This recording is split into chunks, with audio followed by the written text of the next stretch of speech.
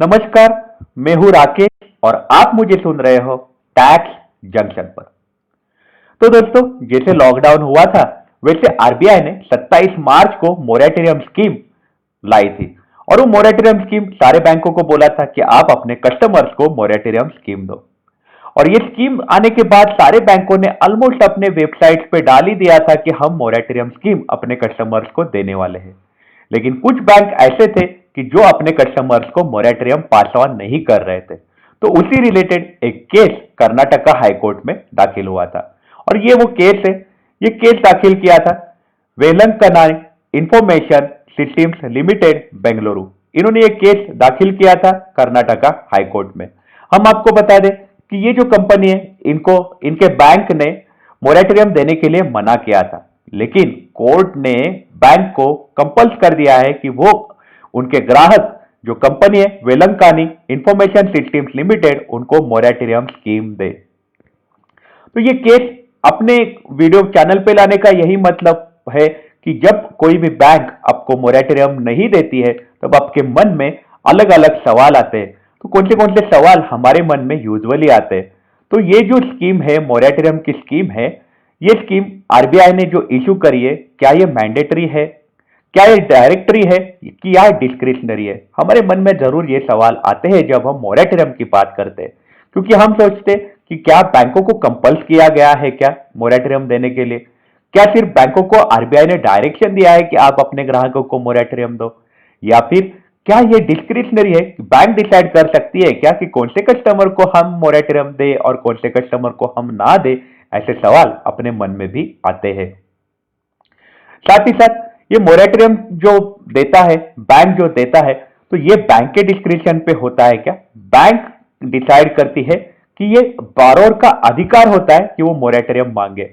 मतलब जो लेनदार होता है वो डिसाइड करेगा कि देनदार होता है वो डिसाइड करेगा मोरेटोरियम स्कीम के बारे में। ये सवाल तो अपने मन में जरूर आते हैं। अगर किसी बोरोअर ने अगर किसी लेनदार ने बैंक को रिक्वेस्ट किया कि आप हमें मोरेटोरियम दो, तो क्या देनदार मतलब बैंक मना कर सकती है क्या? कोई भी ऐसा रीजन देके, जैसे कि ये केस में ये स्ट्रक्चर्ड लोन था, तो ये रीजन देके बैंक ने उनको मोरेटोरियम देने के लिए मना कर दिया था। तो इसके रिलेटेड हाईकोर्ट ने फैसला दिया है। हम ये केस के बारे में थोड़ा ब्रीफली जानकारी लेते हैं। तो ये जो केस है, ये एक पिटीशन है एक्चुअली। ये दाखिल किया था वेलंकानी इंफॉर्मेशन सिस्टम्स लिमिटेड ये कंपनी ने। और ये पिटीशन इन्होंने दाखिल किया था बैंक एचडीएफसी बैंक लिमिटेड, जिन्होंने मोरेटोरियम देने के लिए मना किया था। फेडरल बैंक लिमिटेड और Aditya Birla housing finance limited, ये तीन बैंकों ने मना किया था। एक्चुअली ये जो कंपनी है, ये कंपनी का बेंगलुरु में इंफॉर्मेशन टेक्नोलॉजी पार्क है और ये होटल भी चलाती है। और एग्रीमेंट के तहत इनको रेंट आते हैं इंफॉर्मेशन टेक्नोलॉजी पार्क के तहत, और ये जो रेंट है ये बैंक वसूल सकते हैं, ऐसा लोन का एग्रीमेंट है। लेकिन जैसे लॉकडाउन लगा वैसे इन्होंने कंपनी ने बैंकों को रिक्वेस्ट किया कि हमें मोरेटोरियम दो। लेकिन बैंकों ने इनको बोला कि आपको अकाउंट में रेंट आ रहा है, इसलिए आपको मोरेटोरियम स्कीम नहीं मिलेगा। तो इसमें दो बैंक थी, वो बाद में मोरेटोरियम देने के लिए अग्री हो गई थी। लेकिन एचडीएफसी बैंक जो है, इन्होंने मोरेटोरियम देने के लिए मना किया। तो बाकी बैंक भी मोरेटोरियम देने के लिए मना कर सकते हैं क्या? ऐसे सवाल उनके मन में आने लगे। तो ये केस का फाइनल जजमेंट आ गया और फाइनल जजमेंट के तहत कर्नाटका हाई कोर्ट ने डिसीजन दिया कि कर्नाटका हाई कोर्ट ने ऐसा बोला कि ये जो आरबीआई का ये है मतलब नोटिफिकेशन है, ये जो नोटिफिकेशन है ये सबको अप्लीकेबल है। मतलब मोरेटोरियम स्कीम है, ये सारे के सारे कस्टमर्स को देनी चाहिए।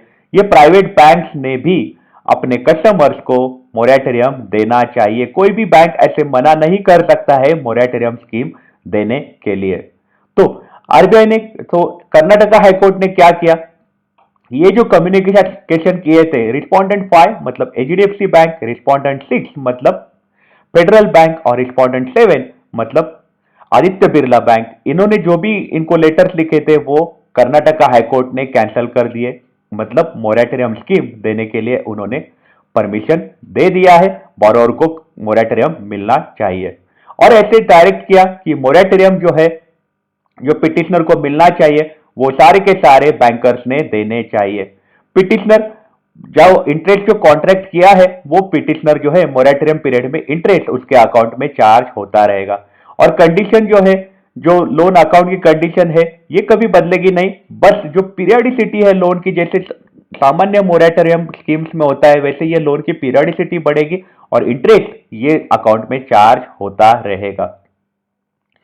तो जैसे ही मोरेटोरियम पीरियड खत्म होगा उसके बाद रेगुलर एग्रीमेंट चालू हो जाएंगे और मोरेटोरियम देना इन्होंने कंपल्स कर दिया था।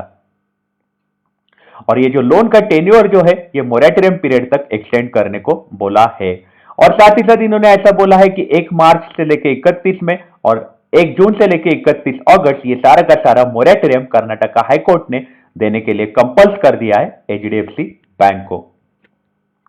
साथ ही साथ इन्होंने ऐसा बोला है, कोर्ट ने ऐसे डायरेक्शन दिए कि जो भी ईएमआई या फिर जो भी लोन रिपेमेंट इंस्टॉलमेंट्स आपने कवर करे हैं बोरोवर से, वो सारे के सारे उनको आप रिपे करो। मतलब आपको रिस्ट्रेन किया गया, आप सारे के सारे लोन रिपेमेंट ईएमआई आप अब वसूल नहीं सकते, आप वो सारे के सारे रिवर्स करो, सारे के सारे उनको वापस कर दो। सारे के सारे पिटिशनर को करंट अकाउंट में सारे के सारे पैसे ट्रांसफर करने के लिए कोर्ट ने ऑर्डर दिया है एचडीएफसी बैंक को। पिटिशनर को उन्होंने परमिशन दिया है, मतलब कंपनी को परमिशन दिया है कि आप अपने अकाउंट में जो भी पैसे आएंगे वो आप यूज कर सकते हो और आप अपने अकाउंट प्रॉपरली मेंटेन करोगे। जैसे मोरेटोरियम पीरियड खत्म होगा वैसे पिटिशनर मतलब जो कंपनी है उसको पेमेंट देने की जरूरत पड़ेगी। लेकिन मोरेटोरियम, यह केस का मेन कंक्लूजन ये है कि मोरेटोरियम देने के लिए कोई भी बैंक आपको रोक नहीं सकती, क्योंकि आरबीआई का जो सर्कुलर था वो सर्कुलर सबको अप्लीकेबल होता है। तो ये केस में भी मोरेटोरियम जो है ये दिया गया है।